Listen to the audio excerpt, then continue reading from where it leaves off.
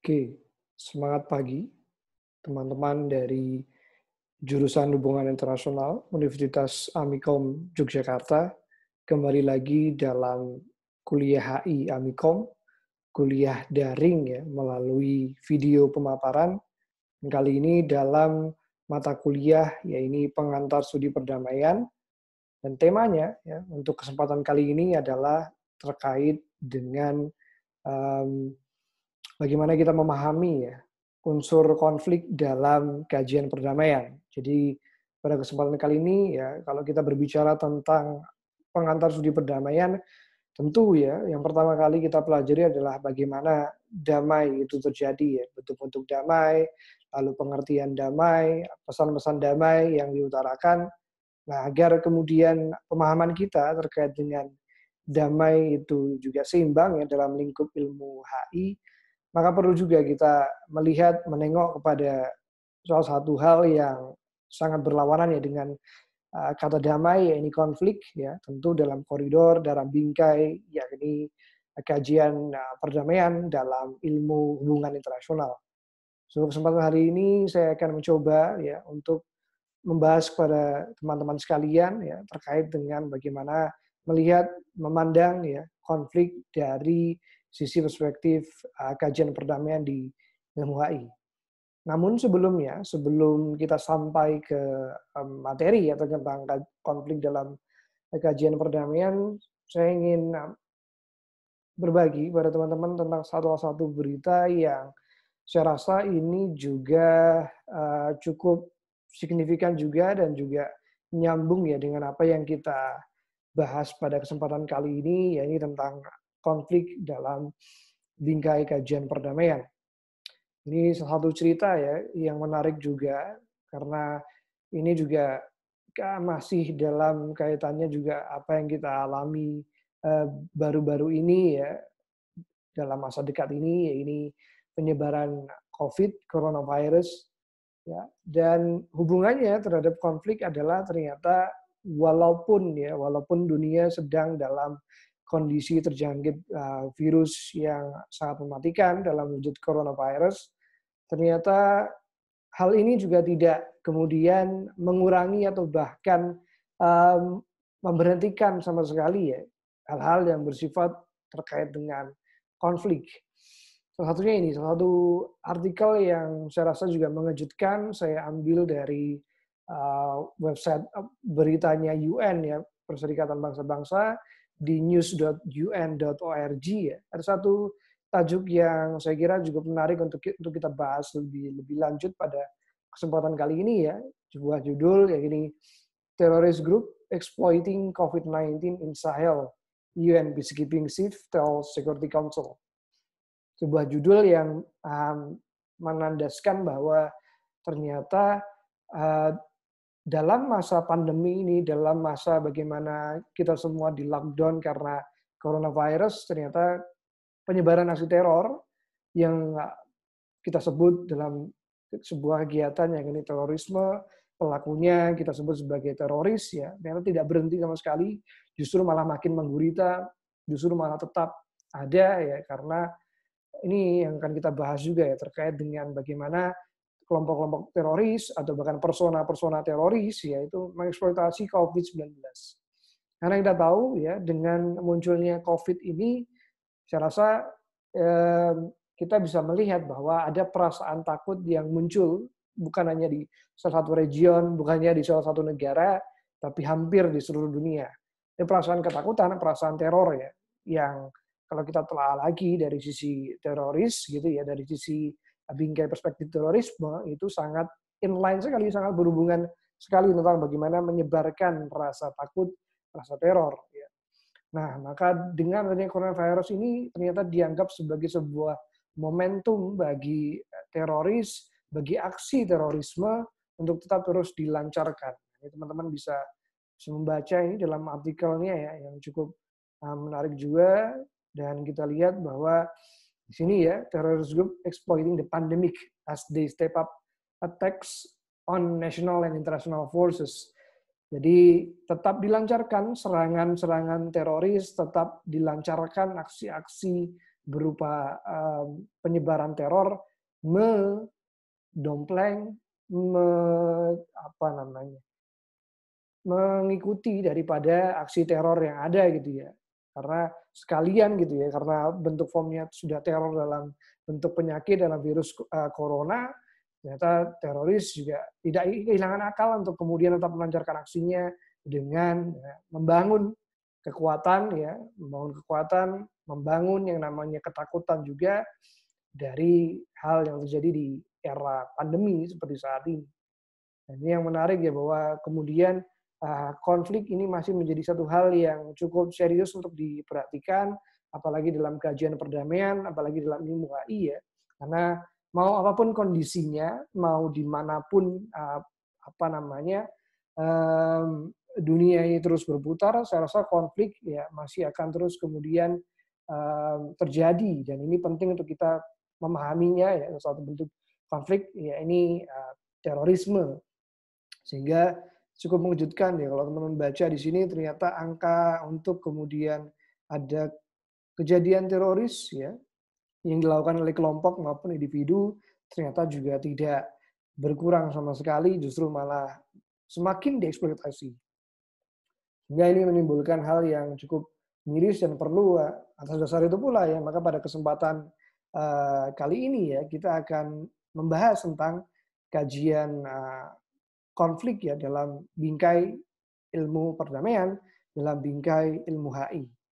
Nah, untuk lebih jelasnya, saya akan coba paparkan kepada teman-teman ya PPT-nya ya tentang bahasan kali ini, yakini dalam judul konflik dalam kajian perdamaian ya.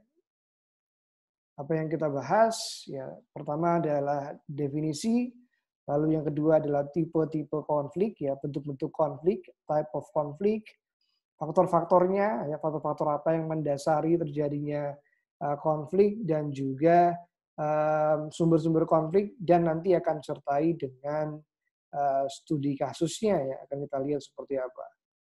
Oke, mudah-mudahan sudah terlihat ya teman-teman sekalian.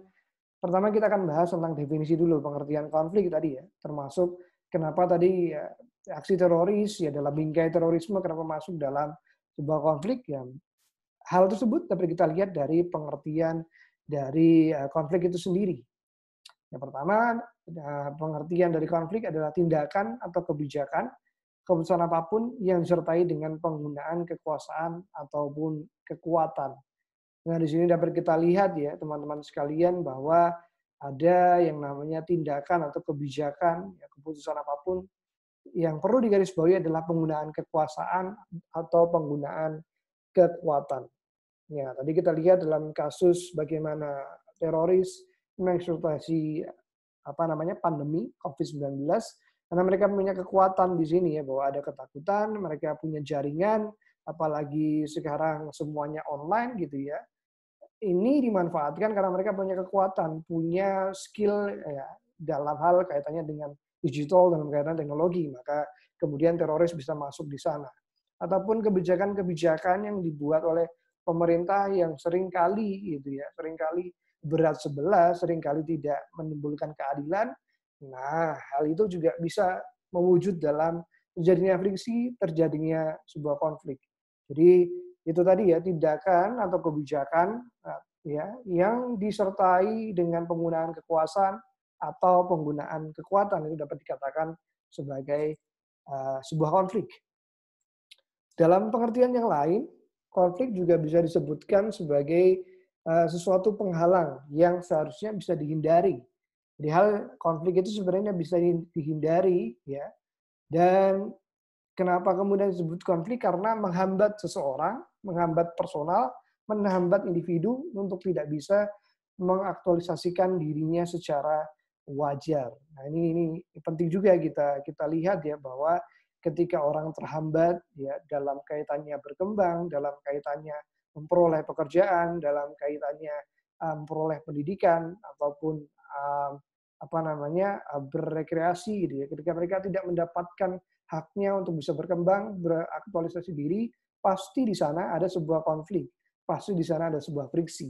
Maka suatu hal ya, apapun itu, entah perang gitu kan. Perang kita lihat kalau di negara-negara Timur Tengah, dari perang gitu ya, kemudian menyulitkan bagi siswa, mahasiswa untuk menuntut ilmu karena bagaimana mau bisa bisa keluar, bagaimana mau bisa mengaktualisasikan diri gitu ketika keluar rumah saja takut nanti akan menginjak bom atau ada peluru nyasar.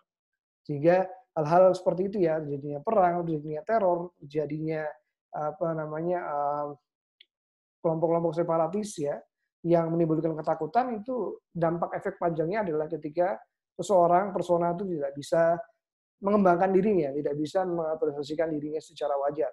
Baik tadi memperoleh pendidikan maupun kaitannya dengan bekerja ya, jadi nggak bisa kerja ya karena kondisinya sedang hiruk pikuk perang gitu ya, tidak mungkin pasti bisa bekerja, justru malah mereka kehilangan properti, kehilangan rumahnya gara-gara sebuah perang.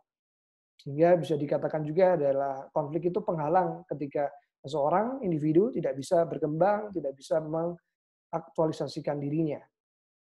Kemudian pengertian yang lain terkait dengan konflik adalah suatu tindakan, ya lagi-lagi ya, aktivitas yang bertujuan untuk menyakiti seseorang dengan jalan yang bertentangan dengan hukum dan dengan tujuan yang buruk.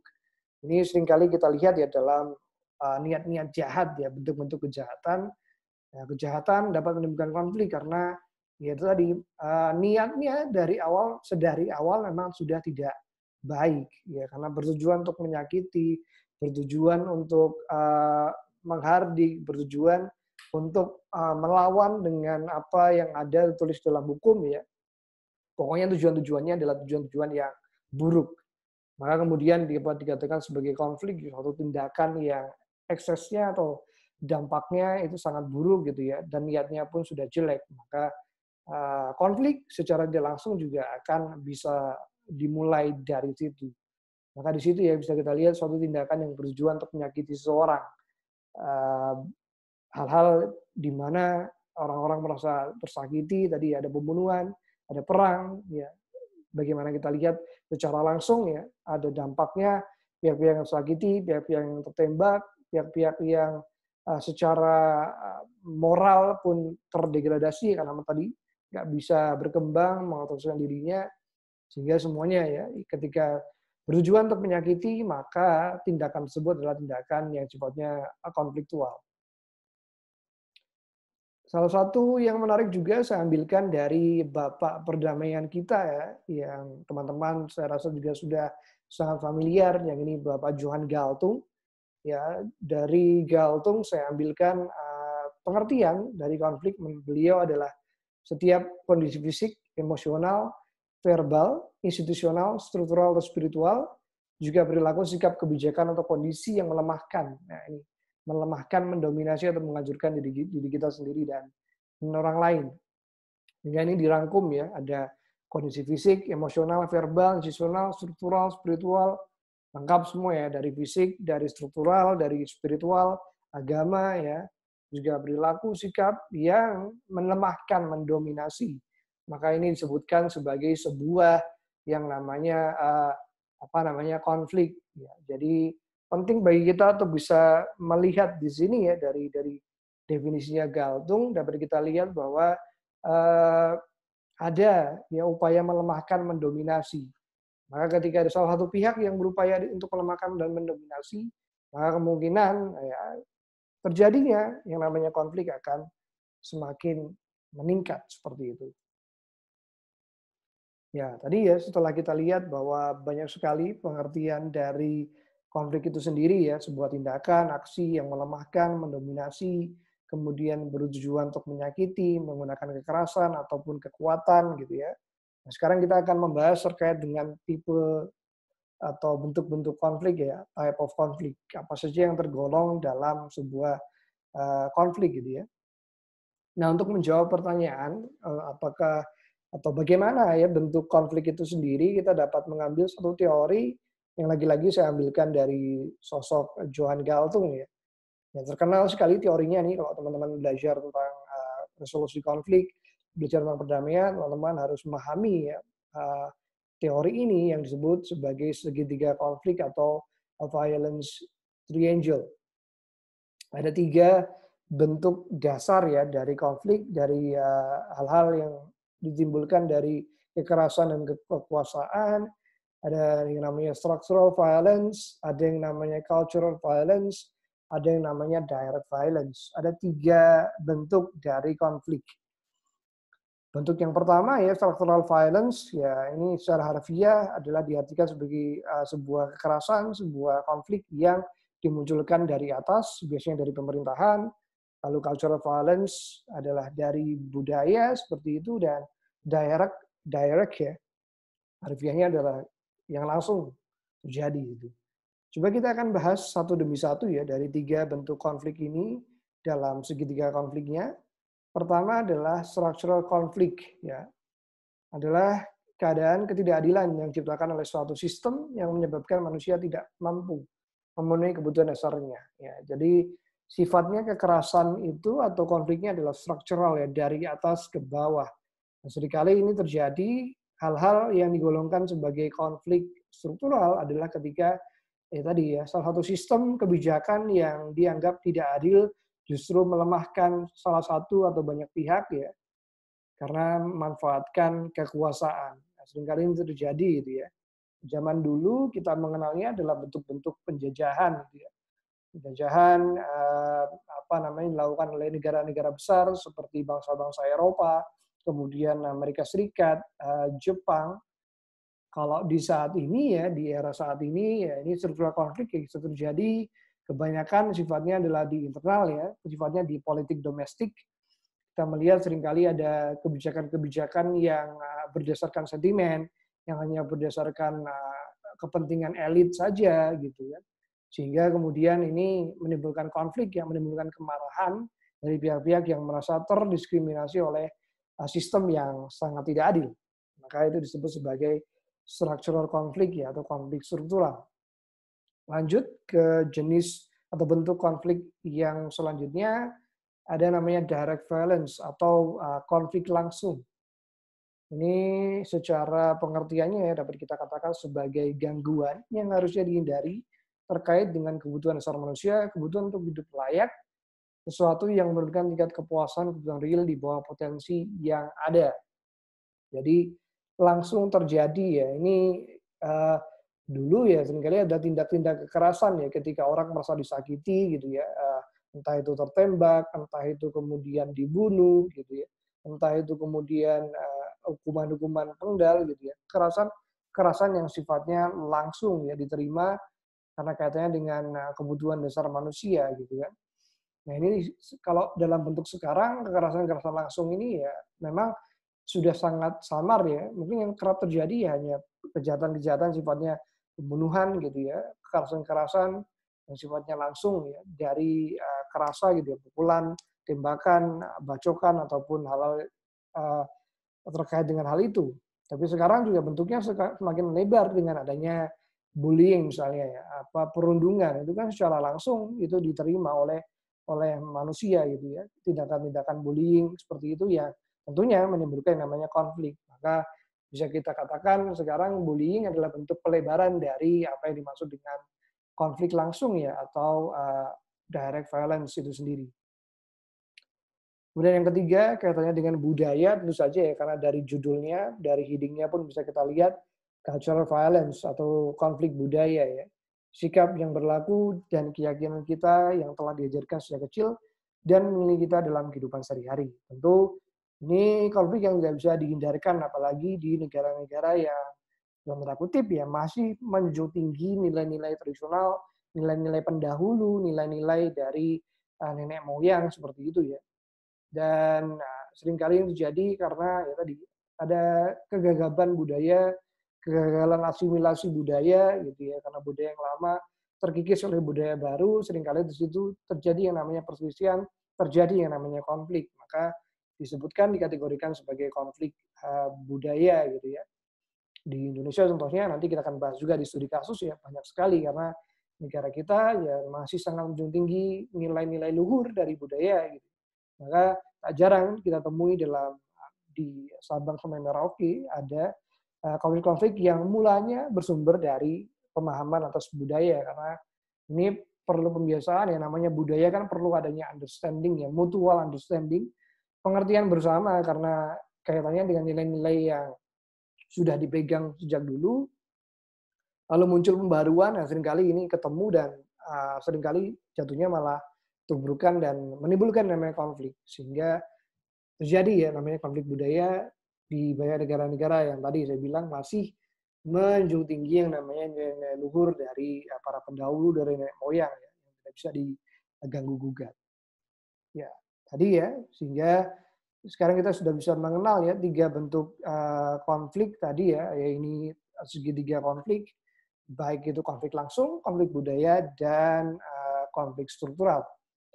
Kemudian kita coba menelaah gitu ya, kira-kira faktor-faktor apa saja yang menyebabkan terjadinya konflik ya di muka bumi ini, di dalam kalau kita berbicara dalam lingkup HI ya dalam konteks geopolitik, politik global.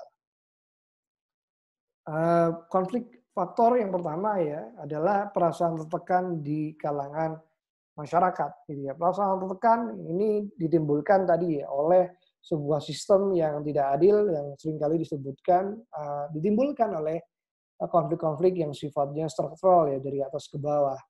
Ada masyarakat-masyarakat yang tertekan, ada masyarakat-masyarakat yang kehilangan upaya untuk bisa mengaktualisasikan dirinya sehingga ya tidak jarang konflik bisa muncul dari situ gitu ya. Termasuk bagaimana etnis mayoritas dan minoritas gitu ya. Ada yang tertekan, ada yang tidak bisa berkembang, maka konflik bisa muncul dari situ. Kemudian belum terlembaganya kehidupan politik secara memadai juga dapat dikatakan sebagai faktor di mana konflik dapat tumbuh, gitu kan. Nah, ini seringkali terjadi dalam negara-negara yang pemerintahannya masih belum stabil, masih mencari bentuk-bentuk pemerintahan yang terbaik, gitu ya. Nah, ini seringkali terjadi di negara-negara yang di mana pemimpinnya cukup diktator, sangat otoriter, gitu ya, atau sangat istilahnya tutup mata ya dengan perasaan masyarakatnya gitu ya. Dan ini juga banyak terjadi gitu ya. Sebut saja tentu di negara tetangga kita di Myanmar, di Rohingya bagaimana seringkali terjadi konflik internal gitu ya karena memang di Myanmar sendiri pun masih belum cukup settle ya lembaga politiknya, pemerintahannya untuk kira-kira sistem apa yang cocok gitu ya untuk bisa diterapkan di negaranya. Sehingga ketika tidak terlembaganya kehidupan politik maka akan sulit ya untuk kemudian keadaan damai itu yang diperoleh justru malah konflik di sana yang menimbulkan konflik. Rendahnya standar ekonomi menjadi faktor ketiga di mana konflik bisa saja terjadi, bisa saja muncul gitu ya.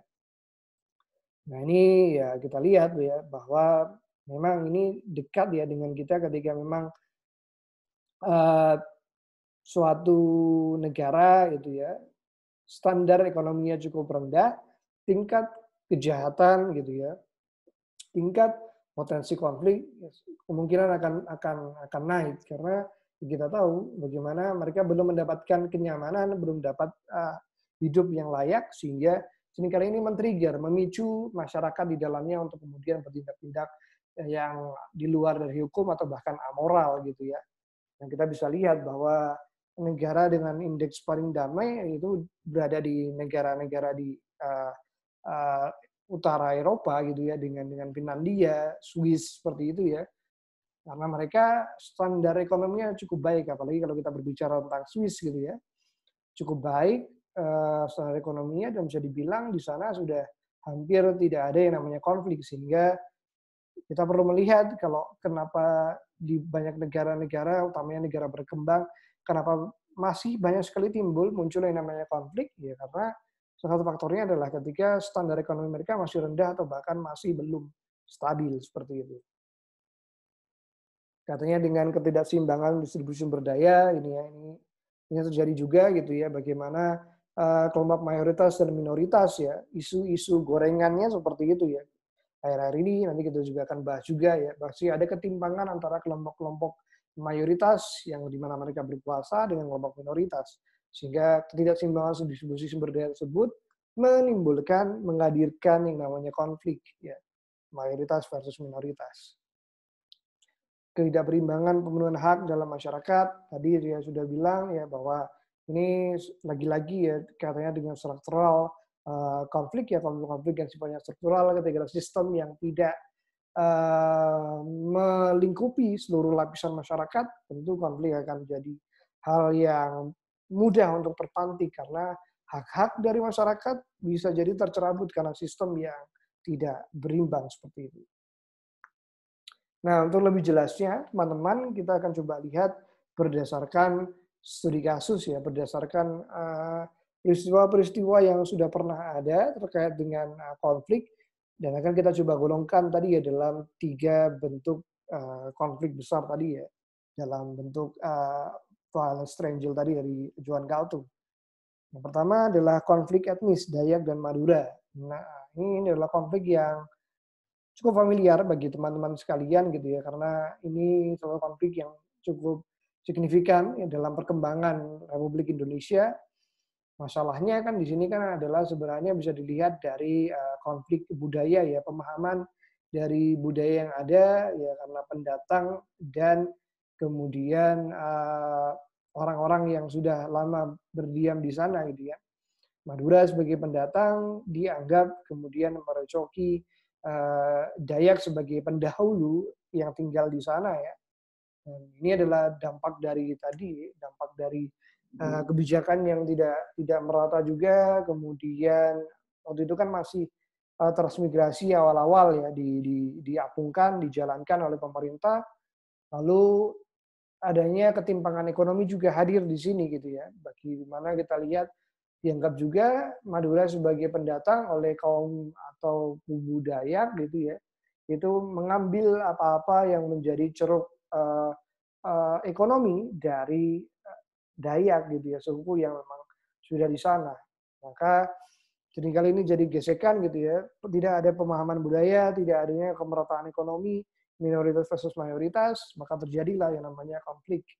Ini terwujud ya dalam konflik etnis Dayak dan Madura yang cukup katakan luar biasa menyeramkan ya kalau teman-teman baca ataupun melihat video-video dokumenternya gitu ya, karena cukup sadis juga gitu ya, terjadi sebuah konflik etnis antara Dayak dan Madura dan dapat kita golongkan sebagai tadi ya cultural violence. Kemudian kolonialisme Belanda di Indonesia ya ini bisa lihat dari kacamata structural violence, bagaimana ada sistem yang dibangun ya, kerja paksa, kultur sel-sel ya, tanam paksa gitu ya, menanam apa-apa yang menjadi kebutuhan Belanda sebagai kolonial pada waktu itu, sehingga kemudian menyebabkan banyak sekali korban-korban berjatuhan ya karena tidak kuat dengan sistem yang ada gitu ya. Maka ini dapat dikatakan sebagai structural violence ya. Belanda memanfaatkan kekuasaan mereka pada waktu itu dengan sangat semena-mena sehingga banyak sekali muncul perlawanan-perlawanan ya, konflik-konflik yang terjadi akibat dari kolonialisme Belanda di Indonesia dan dapat dikategorikan sebagai tadi ya structural violence. Ketiga, ya ini penembakan di San Bernardino. Ini di Amerika Serikat ya, sekira kurang lebih 2 tahun yang lalu, ya, di tahun 2018-an. Ya. Ini ada satu hal yang cukup mengerikan terjadi ya, dan dapat dikategorikan sebagai direct violence atau kekerasan secara langsung. Kenapa itu terjadi? Karena waktu itu ada penembakan yang sangat membabi buta ya di salah satu wilayah Amerika Serikat ya di San Bernardino yang menimbulkan juga banyak korban berjatuhan ya kalau teman-teman lihat fotonya gitu ya. Dan ini bisa dikatakan secara langsung karena terjadi langsung menyakiti menggunakan kekerasan dan kekuatan ya karena penggunaan senjata api gitu ya, pistol di sini penembakan. Dan bisa ditelaah juga dari kacamata sebenarnya structural violence ya, karena kebijakan untuk di negara Amerika Serikat yang namanya memiliki senjata tajam itu sangat bebas, sangat gampang gitu ya, asal bisa diurus dan lain sebagainya gitu. Maka ini juga bisa dilihat juga dari kacamata structural violence sebenarnya ketika dari satu kebijakan dampaknya adalah menimbulkan konflik, ya, terjadinya penembakan ini. Sehingga penembakan Isari Binarino ini juga bisa dilihat dalam dua bingkai ya, kekerasan langsung direct dari penembakannya, lalu ada structural violence melihat dari bagaimana kebijakan yang dikeluarkan oleh pemerintah Amerika Serikat untuk memudahkan warga sipil mempunyai mengakses yang namanya senjata api. Genosida Nazi Jerman pada Yahudi, Holocaust, ini dapat dikategorikan sebagai konflik budaya karena di sana ada upaya untuk menghilangkan nilai-nilai terdahulu tapi dilakukan secara paksa ya.